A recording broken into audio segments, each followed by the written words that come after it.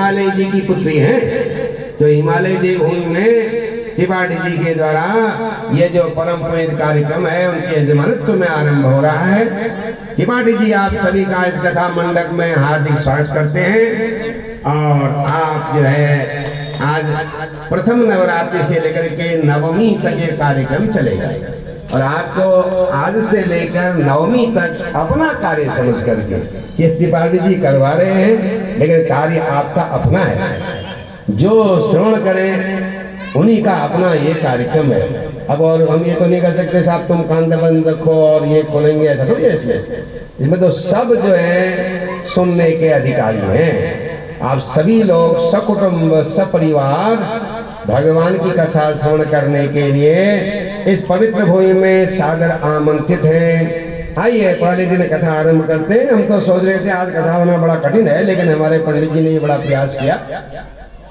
देखिए जो हमारे पंडित जी लोग हैं बड़े विद्वान लोग हैं, यहाँ पर जो संगीतज्ञ आप देख रहे हैं अभी बहुत पढ़े लिखे लोग हैं और हम ज़्यादा व्याख्या नहीं करना चाहते, लेकिन हमारे यजमान भी बड़े श्रद्धालु हैं। और आप हमारे इस इलाके के जितने लोग हैं श्रोता, क्योंकि यहाँ पर कौन सा कितना तीसरा कार्यक्रम हो रहा है। इससे एक बार शिव महापुराण कथा और एक बार श्रीमद् भागवत कथा यादव जी के द्वारा करवाई गई।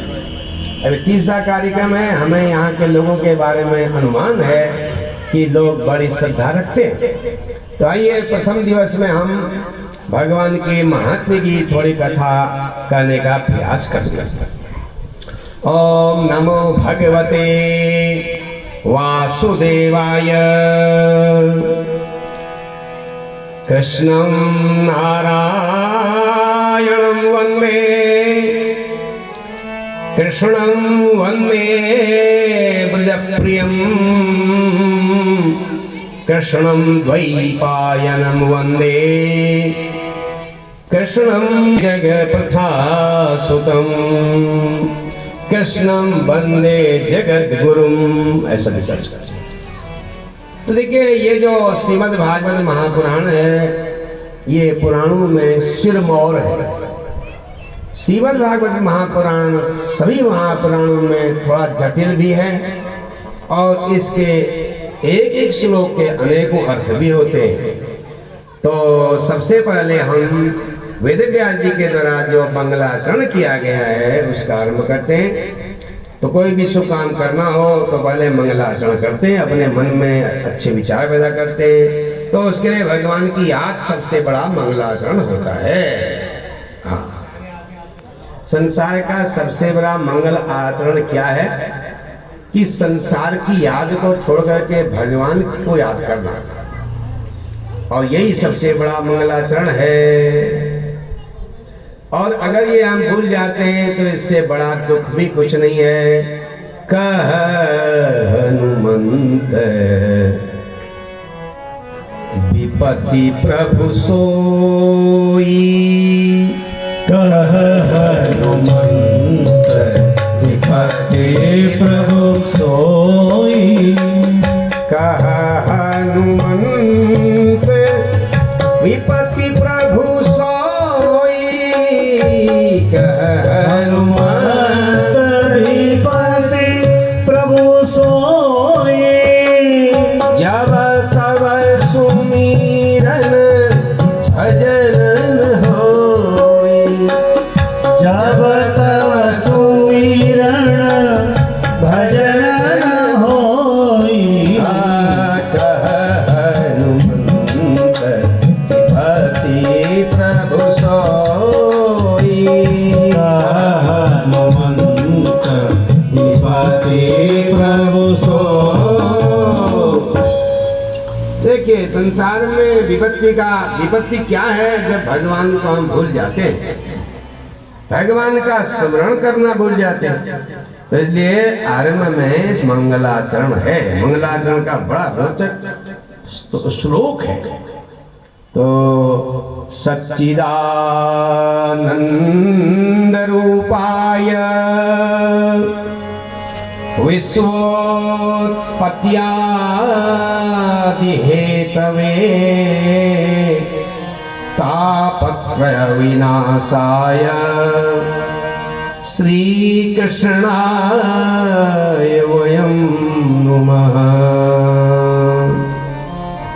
हम वयम तापत्रय विनाशाय श्री कृष्णाय नुमः। हम तीनों प्रकार के तापों को नष्ट करने के लिए भगवान श्री कृष्ण को नमन करते हैं, प्रणाम करते हैं, वंदन करते हैं।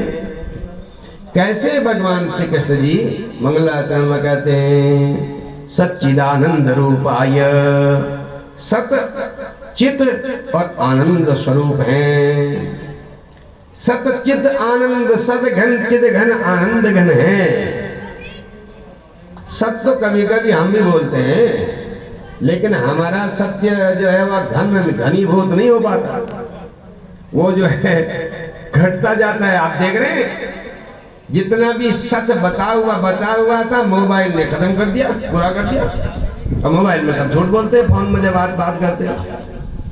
तो सत्य, हमारा सत्य जो है स्थिर नहीं है। और जब वह स्थिर हो जाए तो फिर हमारा जीवन तो सफल हो जाए। भगवान सत्य स्वरूप हैं, हमेशा सत्य रहते हैं। इसका भागवत में वर्णन है, बड़ा रोचक, आगे सुनेंगे। भगवान ही चैतन्य है। सत्य से बड़ा कोई धर्म नहीं होता। और ये चेतना जो है भगवान की, यही भगवती जगदम्बा है। हाँ, भगवान कहते हैं कि भाई ये मेरी परा और अपरा जो शक्तियां हैं ना, भूमिरापो नलो वायु खम मनो बुद्धि एवच अहंकार इत्यम में भिन्ना प्रकृति अष्टधा। भूमि, जल, अग्नि, वायु, आकाश, मन, बुद्धि और अहंकार, ये 8 चीजें भगवान की एक प्रकृति है। ये सारा संसार में देख रहे हैं ना, पृथ्वी, जल, आकाश। अपरेयम मितस्तन्याम प्रकृतिम विद्य में पराम। भगवान की एक परा प्रकृति है, अपरा प्रकृति है।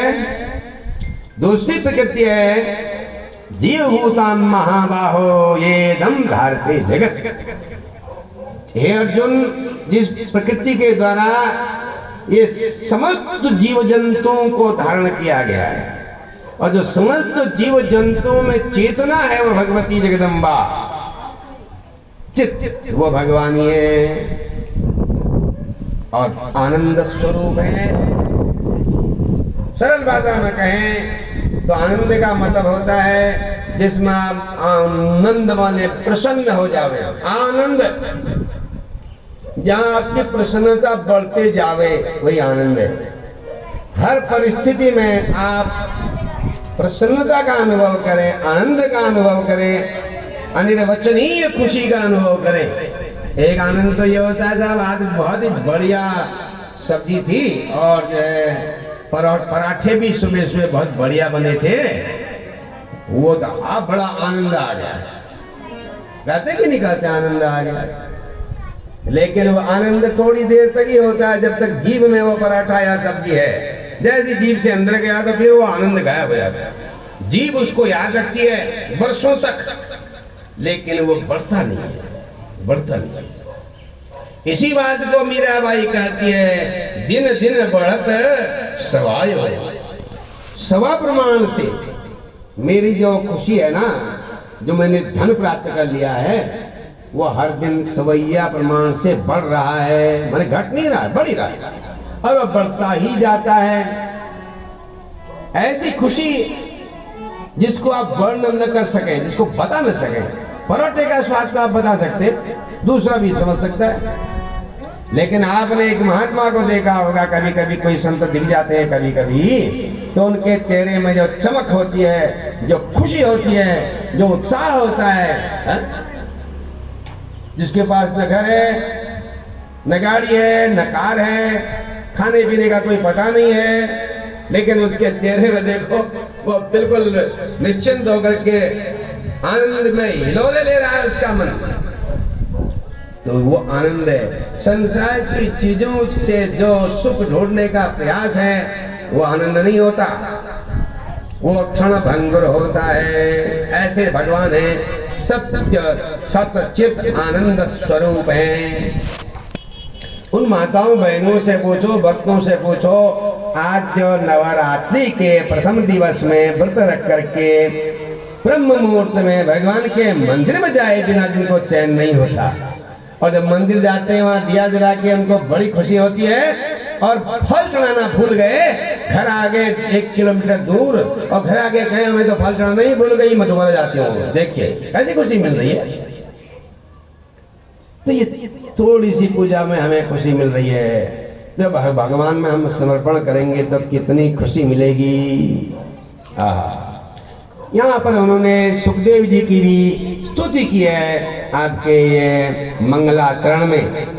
यम प्रव्रजंत मनुपेतमपेत कृत्यम द्वैपायनो विरह कातर आजुहाव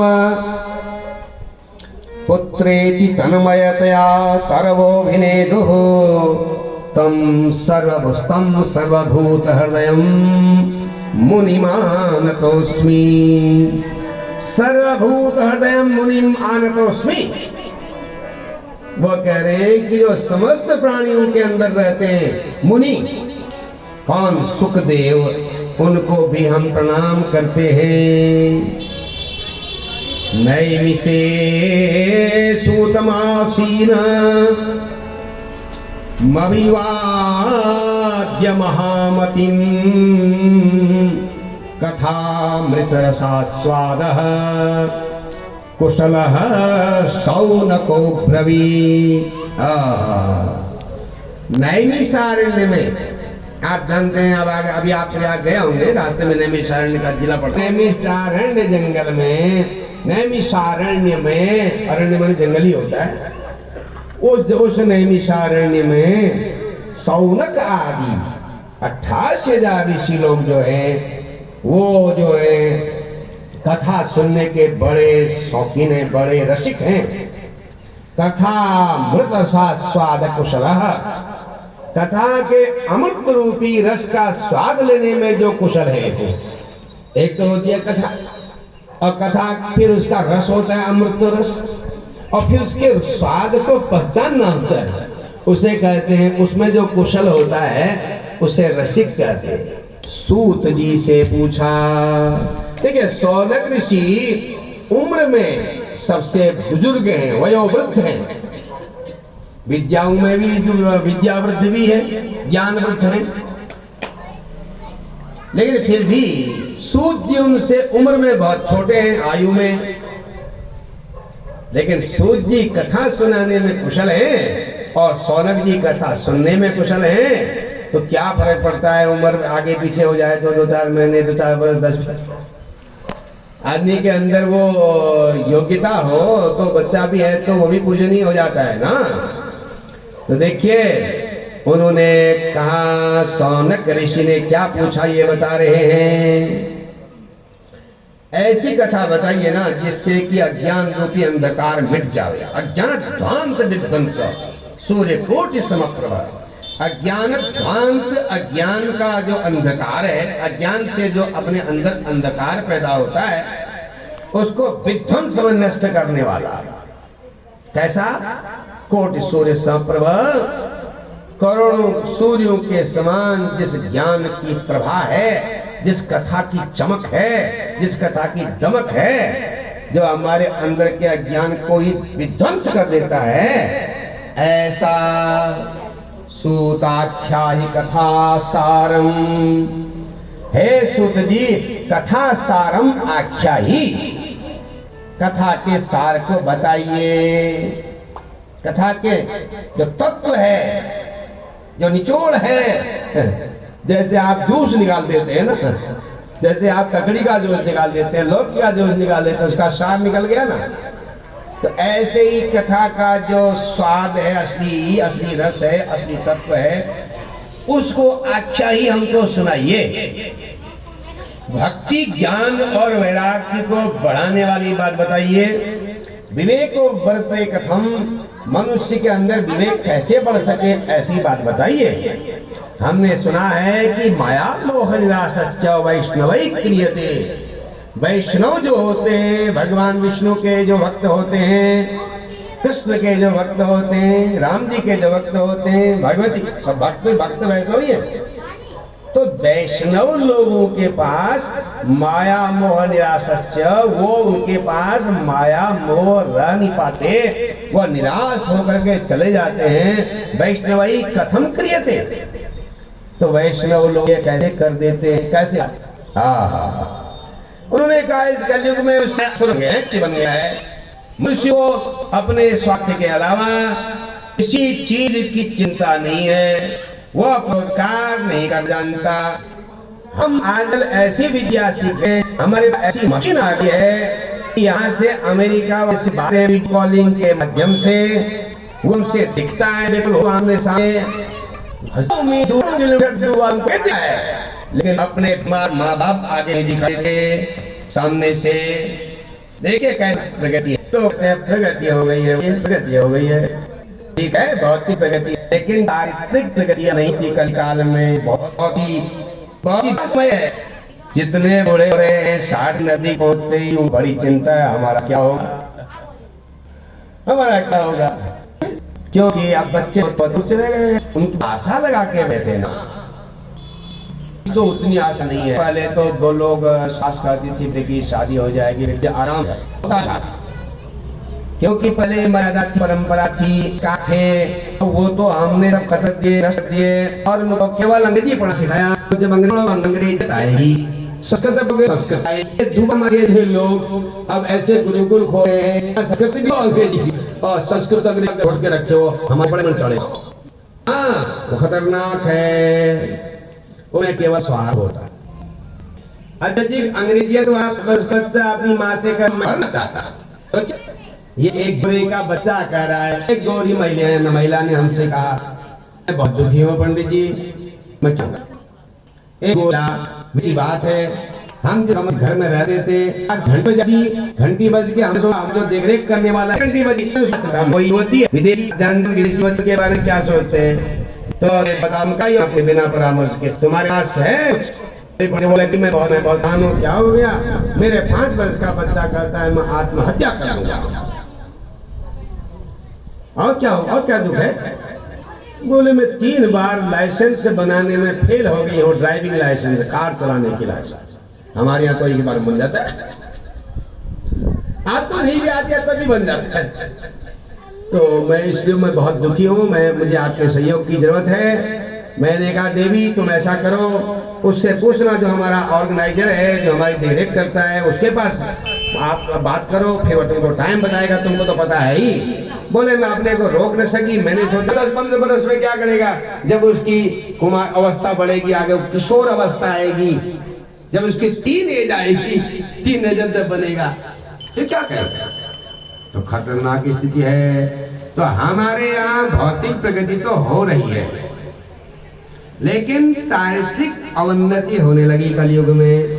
ये भारत भूमि ऐसी है जिसका चरित्र ठीक नहीं होगा, जो भगवान का भक्ति नहीं करेगा, उसकी दुर्गति होना निश्चय है। इसलिए माता पिता बूढ़े चिंता में है, इनका क्या होगा, वो चिंता है, हमारा क्या होगा फिर है। तो उन्होंने कहा महाराज एक घोरे कलो प्रायः जीवस्तास्मृताम गतः, इस कलयुग में प्राय ऐसा देखा गया है, मनुष्य दैत्य बन गया है, असुर बन गया है। जब उसके काम गलत होंगे, उसका भोजन गलत ढंग का नहीं होगा, सात्विक नहीं होगा, विचार सात्विक नहीं होंगे, संगति अच्छी नहीं होगी, तो फिर वो तो जीवन बेकार हो जाएगा।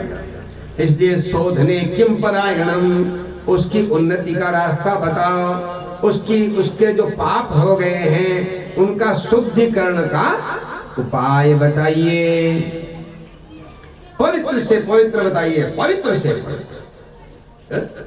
बढ़िया से बढ़िया बात है। ऊपर पवित्र में एक दृष्टांत याद आ गया हमको, थोड़ा छोटा दृष्टांत है।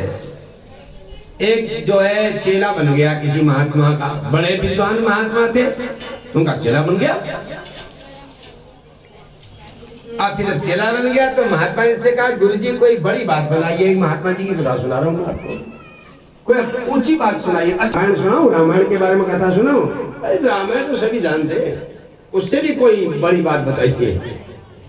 तो भी क्या सुनाओ, भगवत गीता? हाँ तो ठीक है, भगवत गीता। तो उसमें उन्होंने पहले भगवत गीता की महिमा बताई। सर्वोपनिषदो गावो दुग्धा गोपाल नंदन पार्थो वत्स सुधीर भोक्ता दुग्धम गीता अमृतम महत। आप गीता पढ़ेंगे तो आपको गीता के महात्म्य में ये श्लोक मिलेगा। सुने, सर्वोपनिषदो गावो, इसका मतलब होता है सारे उपनिषद दुग्धा। दुग्धा माने दूध निकालने वाले, दूहने वाले कौन है? कृष्ण भगवान। बस कौन गाय का दूध वाला? और जो दूध है दुग्धम दाम भी अमृतुष, गाय का अपने गाय का दूध है। तो कौन है दुग्धा? दुग्धा गोपाल दुग्धा बहु नमः। अरे आज तुम्हारे जना आप सुना समझ सुन गए, घंटा 2 घंटा गीता सुनी, ऐसा एक दो गधा, 2 गधा। ये 2 गधा कौन है? और तो कह दो गधा मैंने सुनने वाले 2 गधा कौन है? अब ने तो बड़ी बेहतर कहानियां हो गई। रात भर इसमें फिर पूछे शिवा मालिक को 2 गधा, ये 2 गधा है। तो जिनका क्या होता है? उन्हें कहा 1 गधा मैं हूँ, 1 गधा। ऐसी कहानी है। सुने, पवित्र से पवित्र बात बताइए, बढ़िया से बढ़िया। ये जो चिंतामणि संसार के सुख थे, स्वर्ग में जो है चिंतामणि लोक सुखम सुदृश स्वर्ग संपन्न, स्वर्ग की संपदा है, कल्प वृक्ष जो आगोता है, चिंतामणि संसार का देता है। लेकिन प्रेक्षणिक प्रीता वैकुंठम योगी दुर्लभम, प्रसन्न हो जाए वो योगियों के लिए भी दुर्लभ दे हैं। बादल नहीं करने तीरथ बर नैम्य विख्याता, तीरथ बर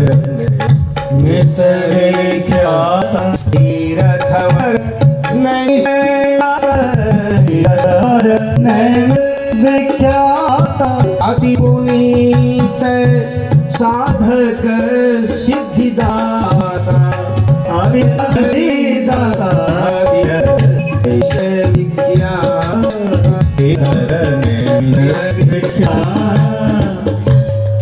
देखिए कितना पवित्र तीर्थ है। वहां बैठोगे अच्छे विचार आएंगे। आप भगवान के मंदिर जाए, आपने ख्याल किया होगा, अब चल जा रहे हैं और फूल फल ले जाते हैं, घर से चलते हैं तो दुनिया की बातें याद नहीं, उसमें ध्यान भगवान की तरफ क्योंकि वहां जाने के बाद सब शांति मिलती है उस जगह में।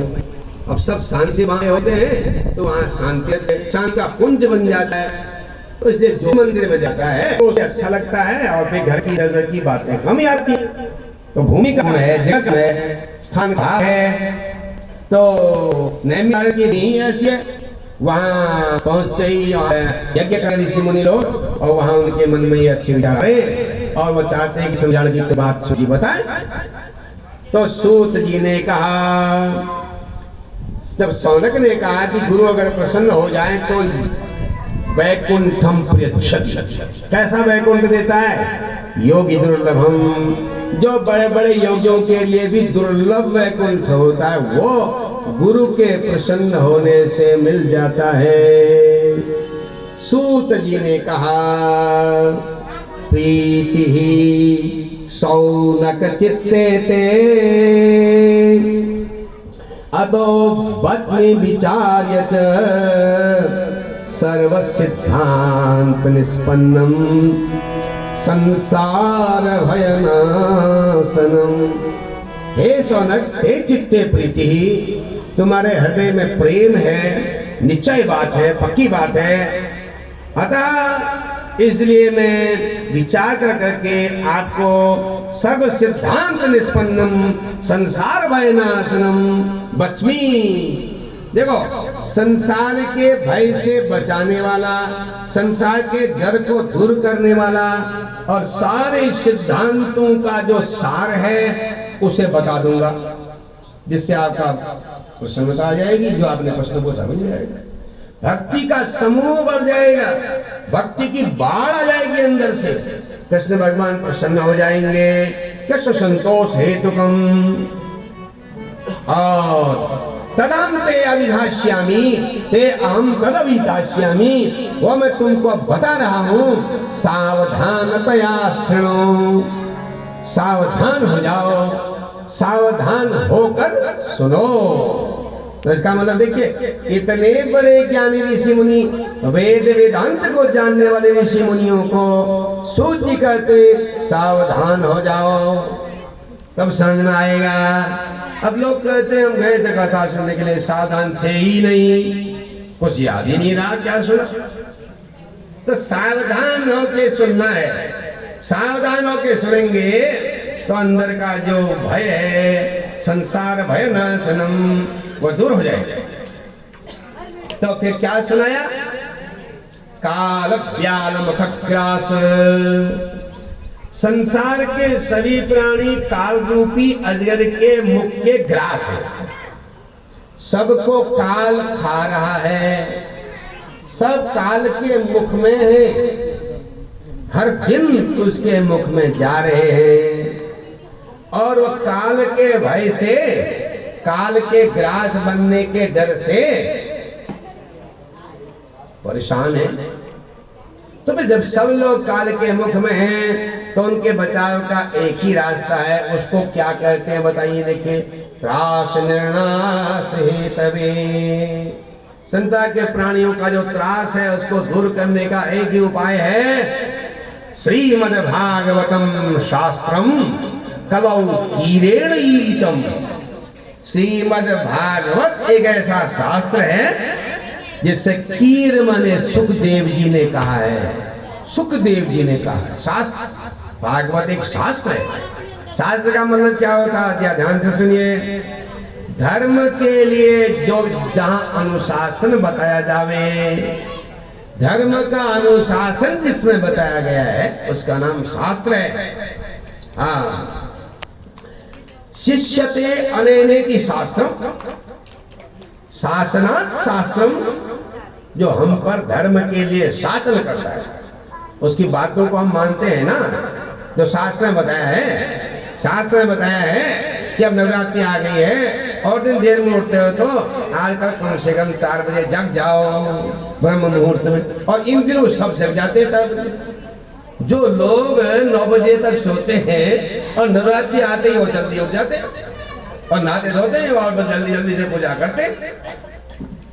देखिए, बड़ा रोचक विषय है, शास्त्र के अनुसार कर रहे ना, वो शास्त्र में ही बताया गया है। तो देखिए, भागवत भी एक शास्त्र है। उन्होंने कहा एतस्मात् अपरम, इससे अलग, इससे बड़ा, मन शुद्धेन विद्यते, मन को शुद्ध करने वाला कोई शास्त्र नहीं है। लेकिन कब? जब सावधान होकर सुनोगे तब। अब सावधान कौन होते हैं? आजकल बड़े मुश्किल है सावधान होने वाले हैं। अब यहाँ के श्रोता हो सकते हैं सावधान, हमें तो और जगह मुश्किल लिखा तो अंत है, असावधान है, अभी तो बहुत पकड़ ले रही है। हाँ, अन्न दो, आलस्य के कारण अन्न की खराबी, अन्न से मृत्यु विप्रांत जिहांसती, मृत्यु ब्राह्मण को भी मार देती है। अब नियम से